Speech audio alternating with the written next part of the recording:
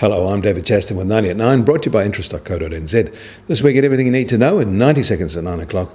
News: there is new data about why China needs urgent reform.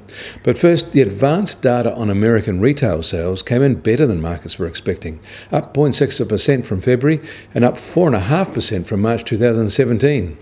The good result was essentially driven by better car sales. Also, petrol sales are up almost 10% year on year, and online sales showed the same strong gains.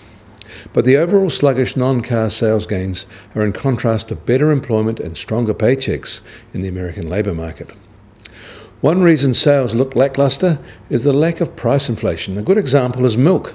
Americans are turning away from milk to other beverage options, and as non-dairy substitutes gain in popularity. In March, 1 litre of whole milk fell to about $1.05 at US grocery stores, the cheapest in 14 years. US business inventory levels are not showing any stress. Relative to sales, they are not especially high, and the sales to stock ratio is very similar to what it was a year ago. And China needs serious local government reform, says the IMF. Almost 90% of its government spending is done by a myriad of decentralised local governments across 31 provinces, 334 prefectures, 2,850 counties, 40,000 townships and 900,000 informal village jurisdictions. It is sprawl that is extremely hard to coordinate and is open to corruption. It also has an insatiable appetite for funding, which the IMF sees as an urgent area of reform. In Shanghai, more than half of Australian companies surveyed there operating in China say they are not treated equally to their domestic competitors, and doing business in the world's second largest economy is getting harder. But they also say they're prepared to put up with the discrimination because the prospects are rich. In Australia yesterday, a lesson on our addiction to IT and automation. Woolworths supermarket chain had an IT outage that meant they couldn't operate any checkouts. During the 30-minute outage, some stores closed and advised shoppers to abandon shopping carts mid-aisle. The US Treasury 10-year yield is up today to 2.83%, that's a 1 basis point gain. The US 2-10 rate curve is moving lower.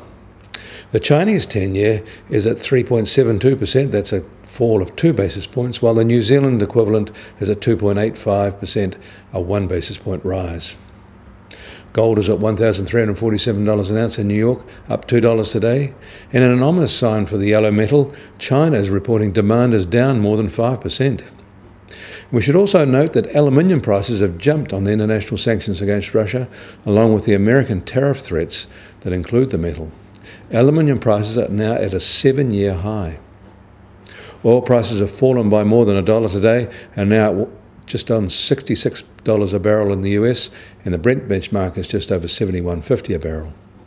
And China is signalling that its island province of Hainan may start a program to ban the internal combustion engine and go all electric. It will take a number of years, however.